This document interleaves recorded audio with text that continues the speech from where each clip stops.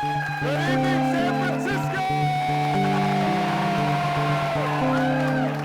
We're at Warren's campaign office right now in San Francisco, where Julian Castro is here rallying up supporters. 97% of the delegates still have to be allocated in this presidential campaign. 97%.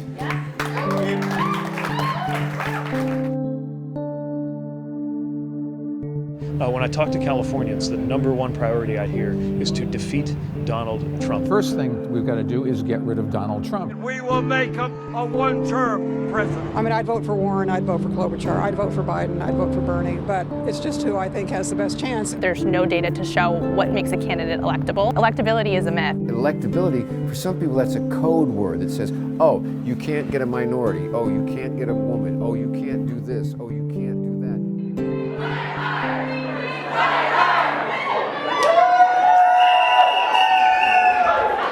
I feel like Elizabeth Warren has done all of her homework, and it's like voting for Hermione Granger. Cool.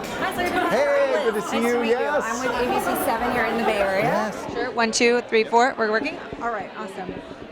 Am I good here? It's big picture. Why is Warren, in your opinion, the best person to go against Trump in the general?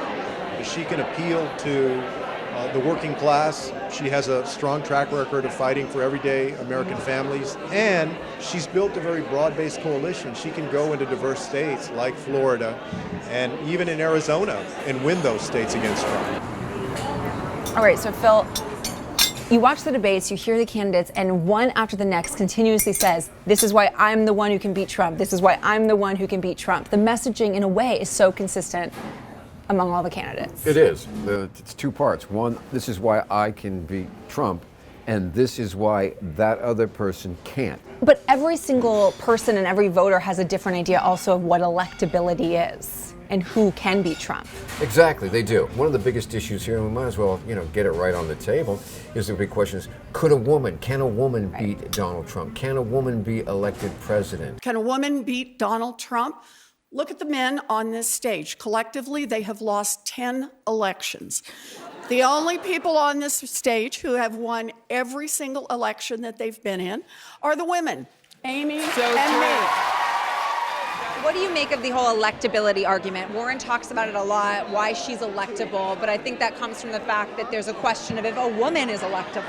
Yeah, I definitely think that's rooted in sexism. Do you think electability is code for something, like code for not being a white man? I think electability is a code word. It's a euphemism for biases that we might not actually admit ourselves outright.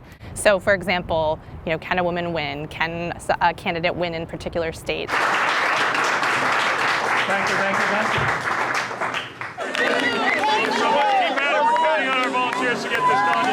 I'm running for president because I got a plan for that. Up against sexism in this I don't think America is ready yet to have a gay president, which is unfortunate. And it's not to say that Bernie is a bad guy or any of that.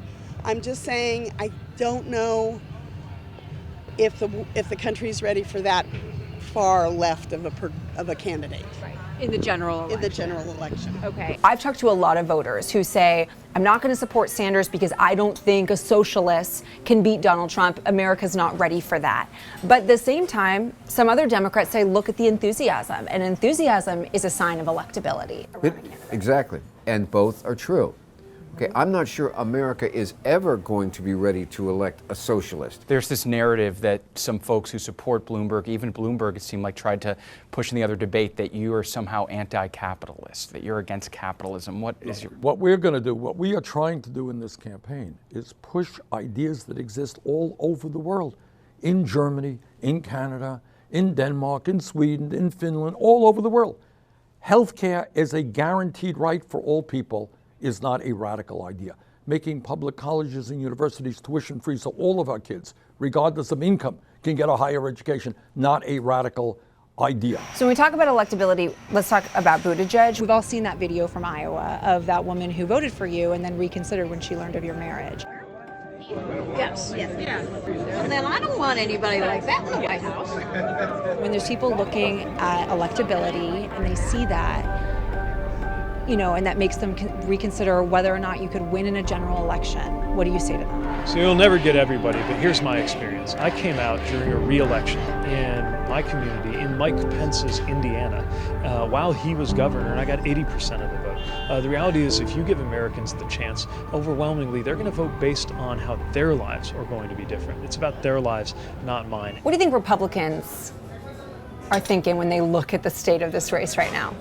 The Republicans are pretty happy.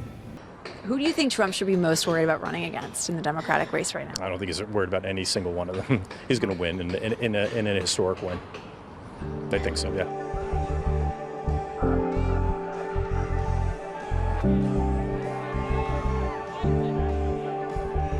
If voters vote for the person who excites them the most, that's the best thing that they can do. Not voting for the candidate who they think can win in Michigan or win in Iowa or win in some of these states that are not California. The person who gets elected is going to be the hardest to beat. Exactly.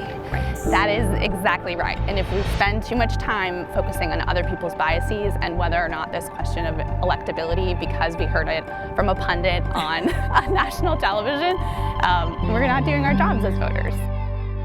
Everybody's like chasing California. It's going to be interesting to see who catches it. This is not a script where you can guess the ending. This is a cliffhanger. Okay.